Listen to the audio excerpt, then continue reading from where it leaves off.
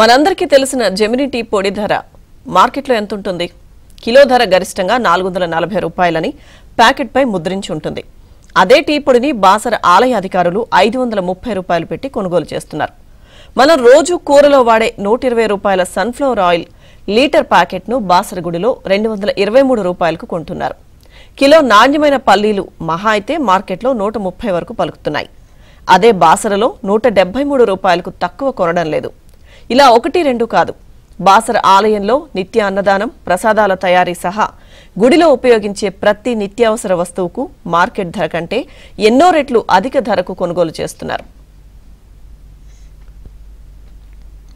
మనం మార్కెట్లో ఏదైనా వస్తువును కొనుగోలు చేసేటప్పుడు ఇంతకంటే తక్కువ ధరకు రాదా అంటూ బేరమాడతాం. అదే పెద్ద మొత్తంలో సరుకులు కొనుగోలు చేసినప్పుడు సహజంగానే కాస్త తక్కువ ధరకు వస్తాయి. అయితే కొనుగోలు ప్రక్రియలో అత్యంత సర్వసాధారణమైన విషయం అది. అయితే దేవాదాయ శాఖ అధికారుల తీరు మాత్రం దీనికి విరుద్ధంగా ఉంది.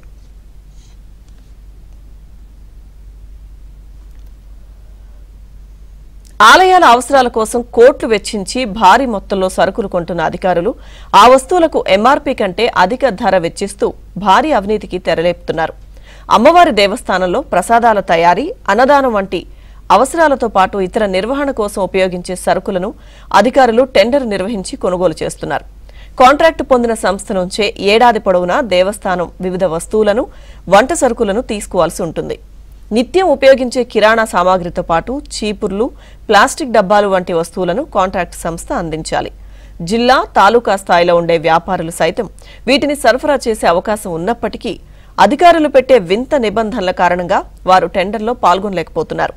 దీన్ని ఆసరాగా తీసుకుని దేవాదాయ అధికారులు అవినీతికి తెరలేపారు. వ్యాపారులతో కుమ్మక్కై ఇష్టం వచ్చిన ధరలకు టెండర్లను ఖరారు చేస్తూ ఏటా కోట్ల నిధులు పక్కదారి పట్టిస్తున్నారు. టెండర్ సమయంలో మొదటి గ్రేడు అని చెప్పిన అమ్మకందారులు సరఫరాలో మాత్రం నాసిరకం సరుకులు అంటగడుతున్నట్లు ఆరోపణలున్నాయి.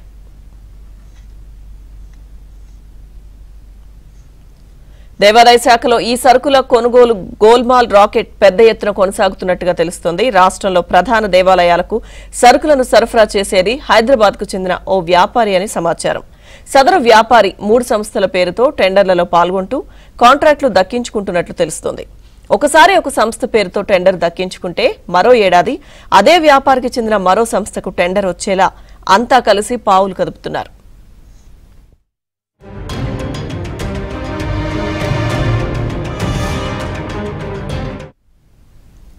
సమైక్య రాష్ట్రం నుంచి దేవాదాయ శాఖలో సదరు వ్యాపారి చెప్పిందే ధర అన్న చందంగా వ్యవహారం నడుస్తున్నట్లు ఆరోపణలున్నాయి.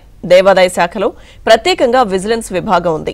ఈ విభాగం ఒకవేళ ఎక్కడో ఒక చోట తనిఖీలు చేసినా దేవుళ్ల దర్శనాలకు వచ్చినట్టు ముందస్తు సమాచారంతో వస్తున్నారనే ఆరోపణలున్నాయి. ఈ విభాగంలో లోపాల వల్లే ఆలయాల్లో అక్రమాల కట్టడి జరగడం లేదని విమర్శలొస్తున్నాయి.